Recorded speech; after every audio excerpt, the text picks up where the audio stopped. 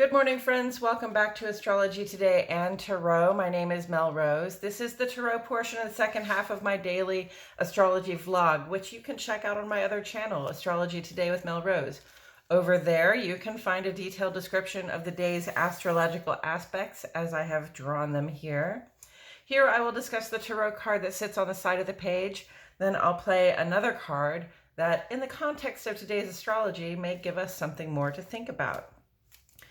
So the card that currently sits on the side of the page is the Two of Swords. And the Two of Swords is here because it relates astrologically to the first 10 days or the first decan of the sun's transit in the land of Libra. Libra is an air sign, and swords in tarot are also air element symbolism. Air element symbolism is about the intellect, the rational and logical mind, the way that we use our thoughts and our plans and our words, okay? And especially about how we use them, because we have to be aware when we are using thoughts, plans, and communications that they are powerful tools that can be used to do harm or to do good in the world. So here we come to the Two of Swords. And the Two of Swords is it looks like a crossroads to me, doesn't it? To you as well? So here we have a person seated before some sort of a watery scene with a blue sky and the moon hanging above their head. They are blindfolded. They are wearing white, and they're holding up these two swords sort of across them. And it sort of indicates, like, which way do I go? You know, if you're thinking of those swords as thoughts, plans, and communications, it's almost as though, you know, I could make one plan or I could make the other. I don't know what I'm going to do. You know, part of the problem in this situation is often that the part of the problem in this situation is just often the knowing, the knowledge that once you adopt one plan, once you make the commitment to do one thing, then the other plan sort of falls away. It becomes no longer an option, right? Once you say yes to door number one, door number two will remain forever closed to you, and you won't know what happened there. So that's an important thing to consider when we're trying to make a choice. But then an astrologer I respect named Kathy LaDonna over at Soul and Vibration pointed out that often in this situation, it isn't that we don't know what it is that what we're going to do. It's that, you know, we know that we have a choice, and we know what the choice it probably is, but it's probably something that's difficult or represents a lot of work, or represents, you know, perhaps some other sort of stressful element to it that we do not look forward to having to do to enact our plan. So, you know, that's, you know, we know what it is that we need to do, but, you know, we're kind of afraid to step forward and do it. And so we will dither, and we will act as though we have a choice, and we will even sort of, pretend we don't know that we have a choice, right? Like, my eyes are blindfolded. I don't know. I don't see that I'm at a crossroads. I don't understand that I have to pick what is behind door number one or door number two. But listen, if you're not making a choice, all right, if you know that door number one is the answer and you're not stepping into that choice, then your options are dwindling as you wait. And I think that's an important thing to remember with that card. Okay. And with that said, I'm going to go ahead and throw this card. We got the Wheel of Fortune, friends. Oh, I like the Wheel of Fortune. It's a very positive card when it turns up in a reading, because it generally says that good fortune is spinning in our favor. You know, I like the Wheel of Fortune because, you know, whenever you see a circular thing like this, like a pentacle, there's not just one circle, but there's like several circles that make up a whole circle.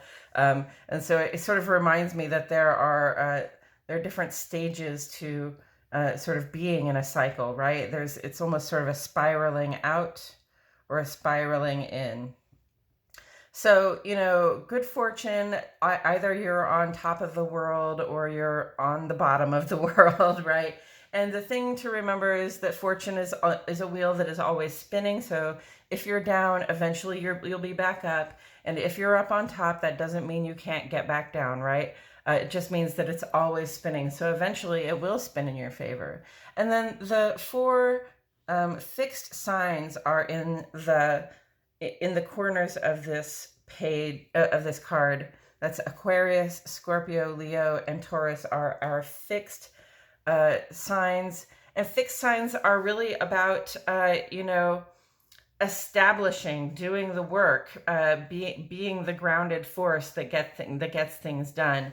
So, that reminds me to say that when the wheel is spinning, it's not just spinning willy-nilly all over, I don't know, the sky or the world or whatever. The wheel is spinning, and it's on a fixed point, right?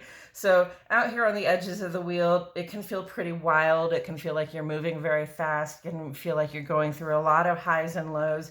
But as you sort of spiral in toward the center of the wheel, you'll find that you are less affected by the highs and lows, less affected by the movement and the spinning in general, and probably more feeling content and fortunate to be where you are at any given time. So love the Wheel of Fortune for that. And also it's a major arcana card, so it's sort of a major blessing, or it's a major message saying, sometimes you're up and sometimes you're down, but fortune will spin in your favor eventually.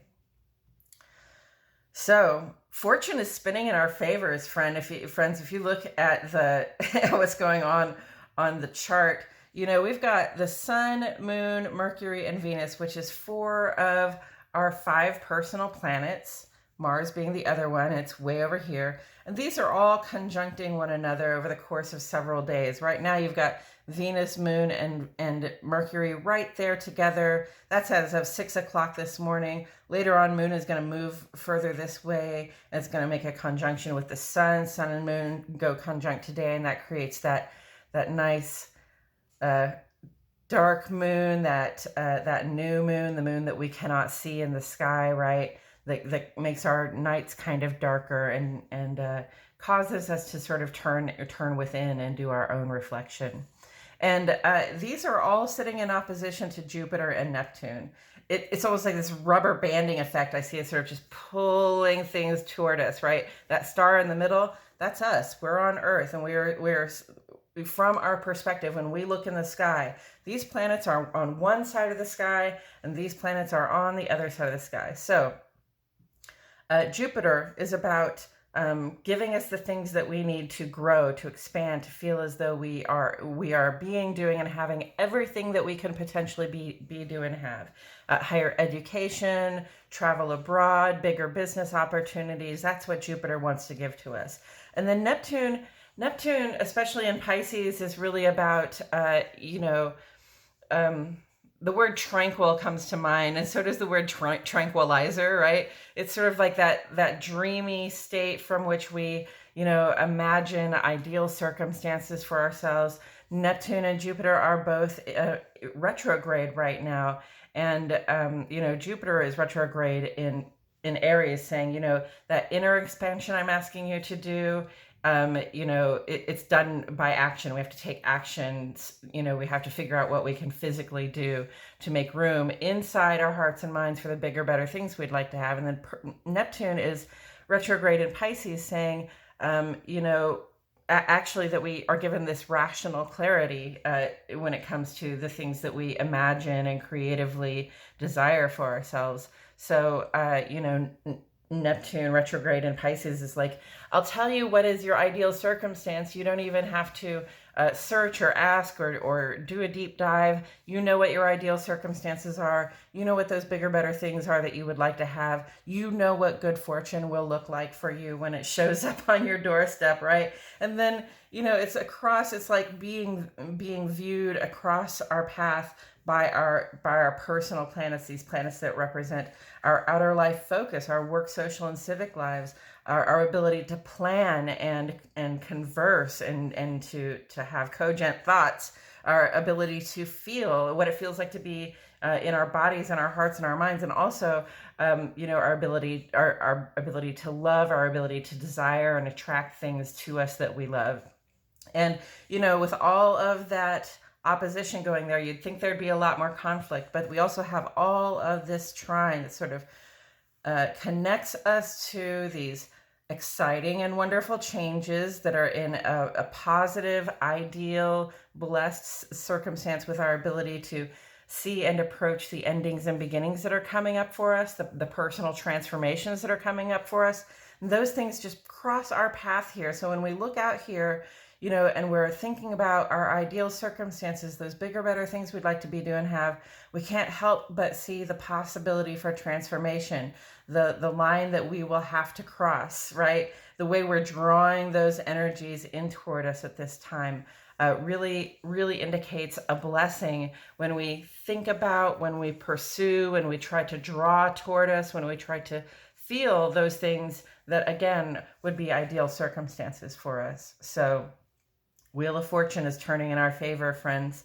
Please take advantage of all this positivity that's on the page right now that says, yes, you can go through the exciting changes. Yes, you can have positive transformations. And yes, you can be, do, and have what your ideal circumstances seem to look like from here. Taken together with the Two of Swords, I noticed that there are no full circles in this picture. Okay, so this is this is my clue that sort of dallying in this state of pretending to be blind, dallying in this state of pretending to not know what would be ideal circumstances for us, pretending to not know what direction we need to travel in, what next step we have to take to move in the direction of those dreamy ideal circumstances for ourselves. You know, when we dither in that state, then we sort of cut ourselves off, right? That almost looks like a big pair of scissors. Cut ourselves off